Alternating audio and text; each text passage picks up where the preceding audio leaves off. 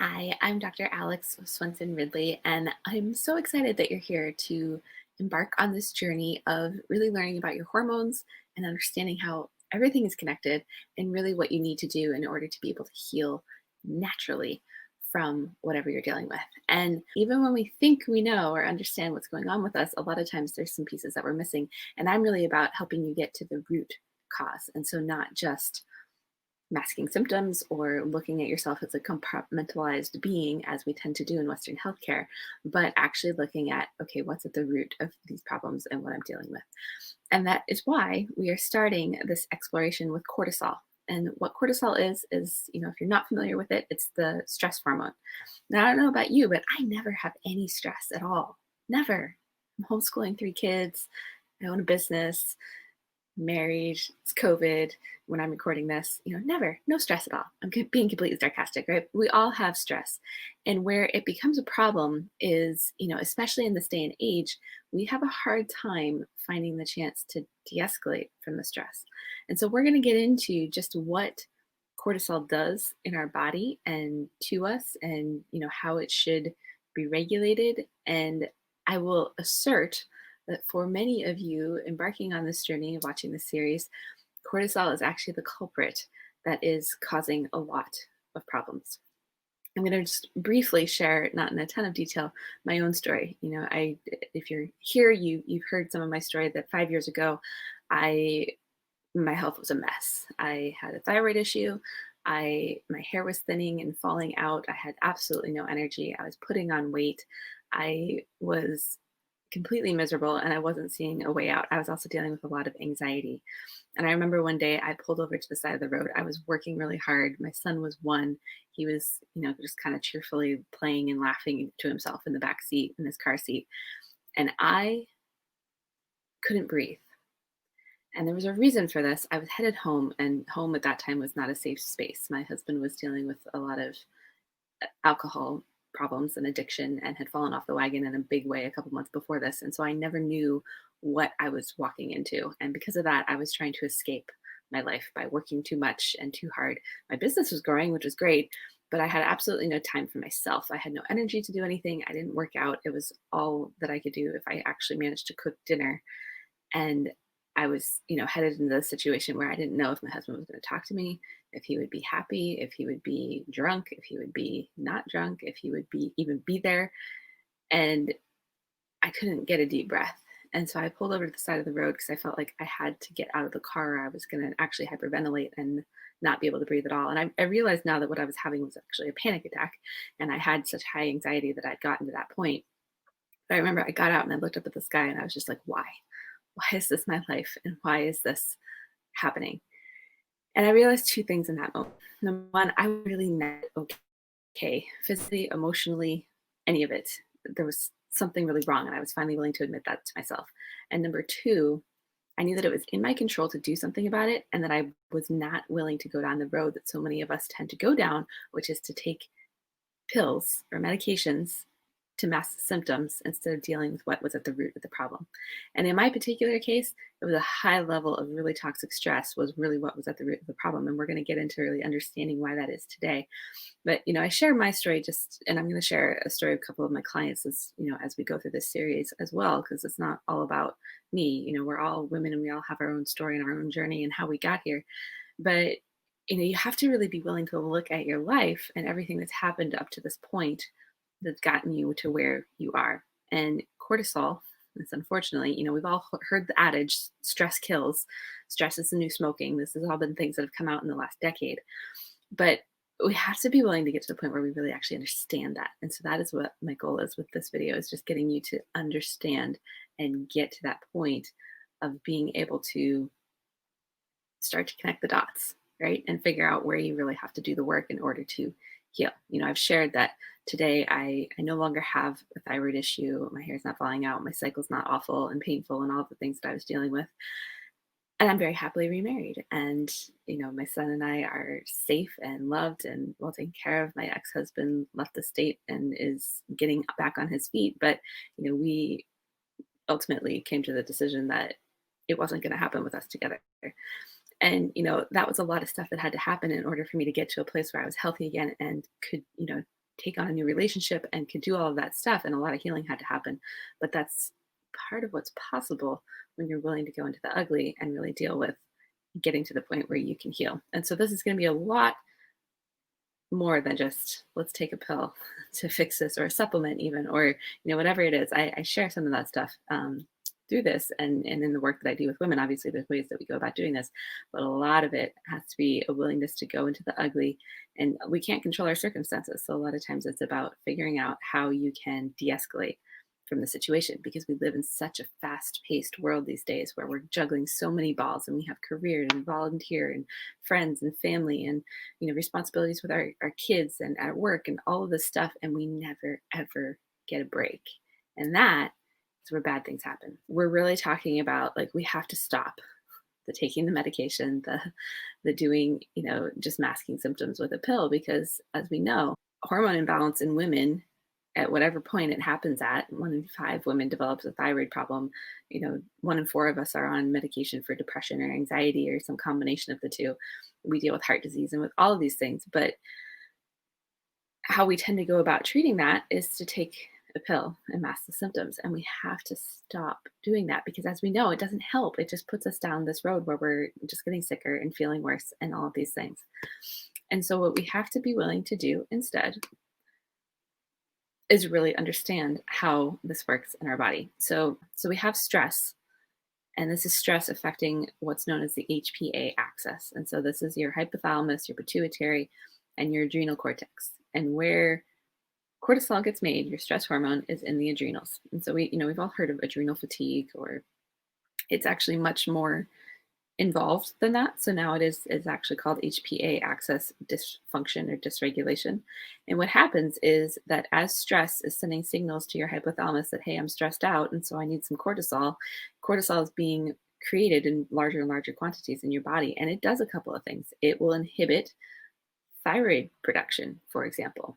That's something we're going to talk about. It will inhibit getting your pituitary to actually tell the body that, it needs to either produce less or more of cortisol. So it just like sets the cycle off where it's producing more and more cortisol. It's creating inflammation in the body, and it shuts down the production of your sex hormones. So you start to have low libido, or you can't lose weight. You've got all these problems going on. And until we do something to actually allow it to decrease and regulate, it continues, and the cycle keeps going until we absolutely crash. And that could be an adrenal fatigue crash, or it could be our body, develops a thyroid problem, or it could be so many different things. And what we have to realize is, we do need cortisol in our life, but it's supposed to vary throughout the day. And so I do advanced hormone testing on a lot of the women that I work with, where we will look at, okay, what are your levels throughout the day, and what's it really telling us about, what your body's doing and how it's able to process this. When you first wake up, your cortisol is supposed to rise through the day or through the morning, and then it drops off in the afternoon and kind of levels out in the evening.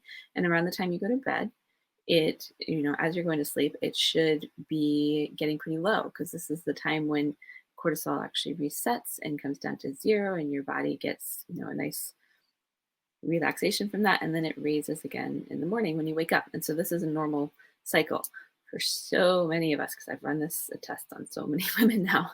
We either our spike in the morning is too high and our levels are going too high, or they're staying high for too long and then they just drop off, and that's when we have like that afternoon crash, or they're just flatlined and they don't really ever do anything, because the body has been so overwrought with stress and with all this, adrenal dysfunction and whatnot, that it's depleted. It's no longer making cortisol because it made so much of it. It turned off the signal to keep going. And this is what happened. I'm going to share Dana's story. This is what happened in her case. So Dana was a client of mine that, she was exhausted literally all the time. And she couldn't lose weight. She came to me. She's a fitness instructor and a dance teacher, owns her own business. She has 3 daughters. And, she was this like counts her micros and macros and knew exactly what combination of things she needed to feel the best. And she ran 5 days a week, and she taught her classes, and she was doing all this stuff, but she couldn't lose weight. Her sex drive was completely shot. Her and her husband had a bull, but their relationship was strained because of it. And she couldn't figure out what she was missing. She thought she had some gut health issues. She thought she had probably had adrenal fatigue, but nobody had ever confirmed it. And so we started working together. And what came out of, our conversation in our first session was that she didn't relate to it this way, but one of her daughters has pretty severe autism. And so much of her days were spent making sure her daughter's quality of life was good, fighting with doctors, fighting with teachers, fighting with schools, fighting the system to just, continue to advocate for her daughter. And while she didn't relate to it as stressful, it was. And her cortisol levels had been high for so long that her adrenals had tapped out, and she flatlined where she wasn't producing cortisol anymore. And on top of that, some of these other things I wanted to mention with this, she was counting her calories and making sure she was eating enough. That's good. So many of us, when we want to lose weight, we try to cut calories because that's what, research tells us to do. That's all based on men's physiology, not women's. Okay. And the majority of women I meet are actually under eating. And so that increases that stress response because it tells your body you're starving. So it starts storing everything. It stores fat, it stores everything, and does the opposite of what you're trying to do because it thinks it's starving and doesn't know where its next meal is coming from. On top of that, the one thing that Dana was doing that was also contributing to this process where things had tanked and she was just, her body was not functioning anymore, is that she was running multiple times a week. And running isn't inherently bad in itself.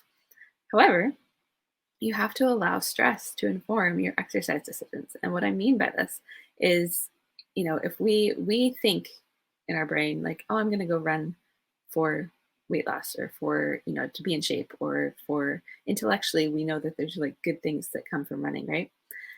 If you look at our old brain, and the only reason we ever used to run was if something was trying to kill us, chase us, and eat us, or we were trying to chase and eat something else, like it was going to be our food source for the next 6 months or whatever. And so our old brain actually triggers, when you go for a run, it triggers a stress response in your body and produces more cortisol. And so these things that we think that we're doing for stress relief, for weight loss, for keeping our hormones in balance are actually having the opposite effect because it's perpetuating this stress cycle that we already have going on where we're too stressed out in our lives. We're never getting a break, and our adrenals are overtaxed trying to keep up with this. And so as a result, Dana in particular, her testosterone was really low, even though she worked out so much. And that was part of why her sex drive was so low. Her cortisol and adrenals were tanked. And she really had to learn the thing that helped her the most. Like, yes, we did, she did an elimination and detox process and got her gut health going again and really looked at all that. But the thing that helped the most was she had to learn how to rest again, how to like take the time to just relax and rest. And she sent me a text one day. And on the text, she said, my daughter just asked me what I was doing because she saw me sitting on the couch and she thought something was wrong. Her daughter had actually never seen her just sit down and relax, right? She was always going, always going. And it took some effort on her part and, really working on creating some new habits and being willing to, sit down and just relax. But as she did, it took about a year, but her hormones stabilized, her sex drive came back up, her stress got way under control. She also quit running. And so she does weightlifting now. And, she's got energy to teach her classes and be with her daughter and her husband and do all these things. And so my point in, sharing this initial part is A, cortisol, big deal. And it, affects so many things in our body. And when we're not really being attentive to or even aware of stress, in Dana's case, she didn't look at her life as stressful because she just loves her daughter, right? In my case, I knew I was under an insane amount of stress, but I was in survival mode and I didn't know how to get out because it was going to take such a large thing. You could be anywhere in between those two things, but unless you're really acknowledging stress and starting to do some of the things that help you de-stress, like deep breathing. And what's funny about this is it seems so simplistic and easy that we like don't want to deal with it, right? We just are like, oh, that doesn't work. It's like deep breathing or meditating or doing some yoga or, sitting down and reading a book you want to read. Like you have to put in things that are going to help you de-escalate. And there are supplements and things that help with that as well. Sometimes we need a little extra work. One of my favorites is wild orange essential oil. It's actually been shown in literature to help lower cortisol levels. So if you're someone who feels like you're always just ramped up and you can't de-escalate, that's something that can help with that, because cortisol is the thing that needs to calm down so that we can just be at peace. But I want to challenge you between today and tomorrow, when we're going to talk about really how this affects our and impacts our thyroid and also digestive health, because those two things go together in a big way, and cortisol plays a role in both of those. I want you to think about and just choose one thing, simple thing that you can do, whether it's like breathing 5 times before you transition things. This is one of my favorites. You take 5 deep breaths in through your nose and fill your belly, and then out through your mouth. And you do that 5 times, and that will help calm you down, especially as you transition. So I do it like, back when we actually went to school, when we got in the car to go to school, or, when I leave for work in the morning, I'll do my 5 breaths. When I get to my office, I'll do my 5 breaths. When I leave for the day, I do my 5 breaths so that I can get regrounded for, being at home and re-engaging with my family. So that's just one example of something you can try. But I challenge you to pick one thing that you are going to take on to help you decrease stress, like starting today, or you could start tomorrow, but starting now, essentially, that's going to help you start to, make a difference in some of these things, because this is the crux of, ultimately what's causing hormone issues and imbalance, and where we really have to start with being able to heal them. And you may not be in a position to make a huge change like getting a divorce or moving out of your house, which is what I did. And that's okay. Like, we don't have to do that. But there are things that, even if you're still in those situations that are toxic, that are rough, it's 2020 right now when I'm making this, and it's been a rough year for so many of us, and there's not much we have control over. But there are ways that we can help ourselves handle and de escalate from that stress. And that will ultimately help our bodies start to heal and balance themselves naturally. So I hope this was informative and helpful. I will be back with part 2 of this series, where we're going to continue to build on this. And then, in dealing with thyroid, gut health, even if you don't think you have a thyroid issue, this is still important to listen to. And then on day, we're really going to tackle the sex hormones, perimenopause time, because that's a lot of women struggle through that time as well. And really get clear. And I'm going to keep giving you things to do, tips to do, and ultimately, get you on a track where you're starting to heal your hormones naturally.